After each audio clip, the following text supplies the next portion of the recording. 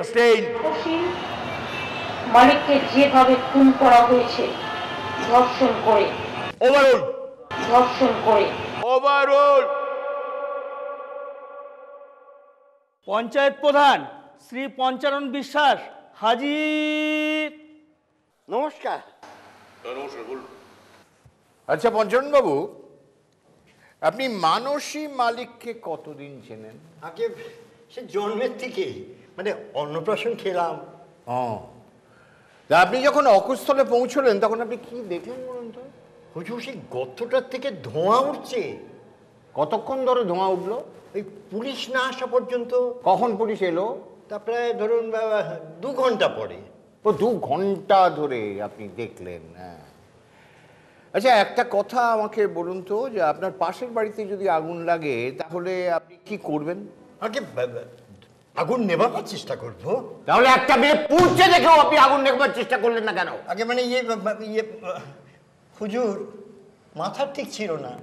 আচ্ছা বলুন, যাকে জন্মাতে দেখেছি, যার অন্নপ্রাশন খেলাম, সে সামনে পুড়ছে, মাথা ঠিক থাকে? আপনি বুঝতে পারছেন না যে যাকে জন্মাতে দেখেছি, অন্নপ্রাশন খেয়েছে, চোখের সামনে পুড়ছে, মাথা ঠিক থাকবে? না না, অবজেকশন। আচ্ছা পঞ্চানন বাবু, মানুষের দেহটা যেখানে পুড়ছিল সেখানে কাছে পিঠে কোনো পুকুর আছে? আছে তো। কটা? 2টো।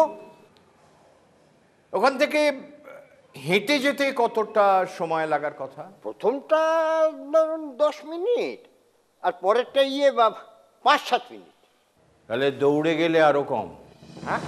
Objection, objection. না না না না, অন্য কিচ্ছু নয়, আমি শুধু একটা কথাই জানতে চাইছি। আচ্ছা পঞ্চানন বাবু, আপনি কি কাউকে পাঠিয়ে বা নিজে গিয়ে জল আনার বন্দোবস্ত করেছিলেন আগুনটা নেভাবার জন্য? আগে না। আশেপাশের বাড়ি থেকে কাঁথা কম্বল জোগাড় করার চেষ্টা করেছিলেন আগুনটাকে চাপা দেওয়ার জন্য? না। ও, তার মানে এটা পরিষ্কার বোঝা যাচ্ছে আগুন নেভাবার কোনো চেষ্টাই আপনারা করেন। Objection, objection your honour. এইভাবে কোর্ট চলতে পারে না। উল্টো পাল্টা কথা বলে যায় কেসের সঙ্গে কোনো সম্পর্ক। আমার মৃত্যুতে পাপ হয়েছে, আর যারা আমার মৃত্যুটাকে নিয়ে ভোটের খেলা খেলছে তারা কেউ পার পাবে না। আমি সবাইকে সত্যিটা জানিয়ে দেব, আর তখন তখন তাদের ঘুম হবে তো? আমি আসবো তাদের ঘুমে। বারবার আসবো, বারবার আসবো, বারবার আসবো। হুজুর, এবার আমি সাক্ষী হিসেবে হাজির করতে চাই মানসী মালিক হত্যাকাণ্ডের তদন্তকারী অফিসার সিবিআই এর ব্যর্থ সারথী ঘোষকে স্বয়ং, যিনি তার অপূর্ব দক্ষতায় একটা নিখুঁত চার্জশিট তৈরি করে হুজুরের আদালতে পেশ করেছেন। হুজুর, উনি যা জানেন তা তো চার্জশিটে উল্লেখ করেছেনই, আবার সেগুলোকে আউড়ে আদালতে সময় নষ্ট করার কোনো কারণ আছে কি? তার থেকে আপনি অনুমতি দিলে আমি গোটা কয়েক প্রশ্ন ওকে করতে পারি। প্রসিড। নমস্কার ব্যর্থ সারথী বাবু। নমস্কার। আচ্ছা, আপনি চার্জশিটে উল্লেখ করেছেন যে জমি আন্দোলনের সঙ্গে মানসী মালিক এবং তার পরিবার যুক্ত ছিল। মানুষদের আদৌ কোনো জমি ছিল কিনা এই ব্যাপারে কোনো প্রমাণ আপনার হাতে আছে? হ্যাঁ, জমি তো ছিলই। কি প্রমাণ? কারণ মানসী মালিকের ওই নিহতের বাবা আমায় বলেছিলেন যে ওখানে ওদের জমি আছে। ও, এটাই প্রমাণ? না না, আরো প্রমাণ আছে। ওখানকার পঞ্চায়েত প্রধান পঞ্চানন বাবু, উনিও বলেছিলেন যে ওখানে মানসীদের জমি ছিল এবং সেই জমি টাটা কেড়ে নিয়েছে। ও, জমির দাগ নম্বরটা কত? বলতে পারবো না। মৌজার নাম? যাই না। না না, এটা কি বলছেন আপনি? আচ্ছা, আপনি ব্লক অফিসে গিয়ে এই ব্যাপারে খোঁজ খবর করার কোনো চেষ্টাই করেননি? না না, আমি কোনো দরকার মনে করিনি। তো দরকার মনে করেন না? হ্যাঁ, সে তো বটে। আচ্ছা, মানসী মালিক যে জমি আন্দোলনের নেতৃত্ব দিয়েছিল এই ব্যাপারে কোনো প্রমাণ কি আপনার হাতে আছে? এই নিন তার জ্বলন্ত প্রমাণ। ও দেখি। ও, এই তো দেখছি গ্রামের কয়েকজন মহিলা বসে আছেন, পেছন দিক থেকে তোলা ছবি, আবার একজনের হাতে হাত পাকা দেখছি। ওই হচ্ছে মানসী মালিক। গত 25শে মে 2006 সালে সিঙ্গুরে টাটাদের গাড়ি আটকে এটা বিক্ষোভ দেখানো হয়েছিল এবং সেই বিক্ষোভে নেতৃত্ব দিয়েছিলেন মানসী মালিক। হাত পাকায় হাওয়া খেতে খেতে, তাই তো? কি আশ্চর্য, মে মাস, গরম পড়বে না? তা তো বটেই, তা তো বটে, কিন্তু মুশকিলটা কি হচ্ছে জানেন, পেছন দিক থেকে তোলা ছবি তো কোনো মহিলার মুখ স্পষ্ট বোঝা যাচ্ছে না।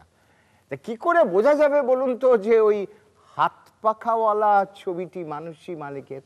ওটা যে মানসী মালিকের ছবি নয় তার কি প্রমাণ আছে? কি আশ্চর্য, এই বুদ্ধি নিয়ে ওকালতি করেন? আচ্ছা, যে ছবিটা আপনি দেখালেন, এই ছবিটা কোথাও ছাপা হয়েছিল? হ্যাঁ, রাজস্থান কাগজে 2007 সালের 24শে জুলাই। 24শে জুলাই। আচ্ছা, সাধারণত আমরা জানি যে কোনো ঘটনা ঘটলে তার পরের দিন অথবা কয়েকদিনের মধ্যেই খবর ছবি সহ ছাপা হয়, তো এক্ষেত্রে এতটা দেরি হলো কেন? না না, বিক্ষোভের খবরটা তো পরের দিনই ছাপা হয়েছিল, ছবিটা ছাপতে তো একটু দেরি হতেই পারে। হ্যাঁ, সে তো হতেই পারে, মিথ্যে কেস চালাতে 14 মাস দেরি হয়েছে, এ আর এমন কি, যাকে ছেড়ে দিন। আচ্ছা, অন্য একটা প্রশ্ন আপনাকে করি। আচ্ছা, আপনি আপনার চার্জশিটে উল্লেখ করেছেন মানসী মালিকের বাড়িতে কাঁচা পায়খানা ছিল, কিন্তু আমরা এই কোর্টে দাঁড়িয়ে প্রমাণ করেছি এবং মনতোষবাবু বিচারকের সামনে নিজে মুখে স্বীকার করেছেন তার বাড়িতে পাকা পায়খানা ছিল। আপনি চার্জশিটে সেটা উল্লেখ করেনি কেন? উনি এখানে কি বলছেন, কেন বলছেন সেটা তো আমি বলতে পারবো না, তবে মনোতোষবাবু নিজে আমায় কাঁচা পায়খানার কথা বলেছিলেন, আমি সেটাই লিখেছি। আশ্চর্য, আপনি একজন দায়িত্বশীল সিবিআই অফিসার, আপনি অন্যের কথা শুনে চার্জশিট তৈরি করবেন, আপনি নিজে তদন্ত করবেন না? Objection your honour, objection. উনি সিবিআই অফিসার বলে ওনার কি কোনো ঘেন্নাপিত্তি নেই? উনি অন্যের বাড়িতে ঢুকবেন পায়খানা দেখতে? নিশ্চয়ই, নিশ্চয়ই আছে। হ্যাঁ, ওনার মুখ দেখেই আমি বুঝতে পারছি আমার প্রশ্নগুলো ওনার ভালো লাগছে না, কিন্তু কি করবো বলুন, আমার তো কয়েকটা প্রশ্ন আপনাকে করতেই হবে। আচ্ছা, তর্কের খাতিরে ধরে নেওয়া গেল যে মানসী মালিক তার বাড়িতে পাকা পায়খানা থাকা সত্ত্বেও প্রাতকৃত্যের জন্য সেদিন ভোর রাত্রিরে মাঠে গিয়েছিলেন, তো তার কোথায় যাওয়া উচিত? সাধারণত গ্রামের মহিলা যেখানে যান প্রাতকৃত স্বার্থে সেইখানেই যাওয়া উচিত, কিন্তু তিনি সেখানে না গিয়ে গেলেন কোথায়? সেটা টাটার অধিগৃহীত জমির অনেক বাইরে। কাশি এসে গেল আপনার, না? Objection your honour, objection. এই সমস্ত কথা অপ্রাসঙ্গিক। দাঁড়ান দাঁড়ান দাঁড়ান, আমার কথা এখনো শেষ হয়নি। ধর্মবাবু, তখন থেকে একটা দুর্গন্ধময় আলোচনা চলছে আদালতে। আচ্ছা, ব্যর্থ সারথী বাবু, আপনার নিশ্চয়ই জানা আছে যে ডাক্তার ডি.কে. রায়, যিনি মানসী মালিকের ময়নাতদন্ত করেছিলেন, তিনি আদালতকে এটা জানিয়েছেন পরিষ্কারভাবে যে মৃতদেহ, মানে মানসী মালিকের মৃতদেহের কোলনে, মলাশয়, বৃহদান্ত্রে, ক্ষুদ্রান্তে এবং মূত্রাশয় কিচ্ছু পাওয়া যায়নি।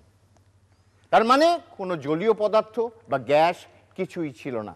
তার থেকে কি এটা প্রমাণ হয় না যে মৃত্যুর আগে তার প্রাতকৃত্য সম্পন্ন হয়ে গিয়েছিল? কিন্তু আপনি আপনার চার্জশিটে লিখেছেন যে বাড়ি থেকে বেরোবার সঙ্গে সঙ্গে তার উপর ঝাঁপিয়ে পড়েছিল খুনিরা এবং তাকে হত্যা করেছিল। আচ্ছা, এটা কি করে ব্যাখ্যা করা যায় একটু বলবেন? জল দিয়ে। হ্যাঁ, মানে আমি একটু জল খেতাম। হ্যাঁ, খাবেন, আর দু একটা প্রশ্নের উত্তর দিয়ে দিন, তারপর খাবেন। আচ্ছা।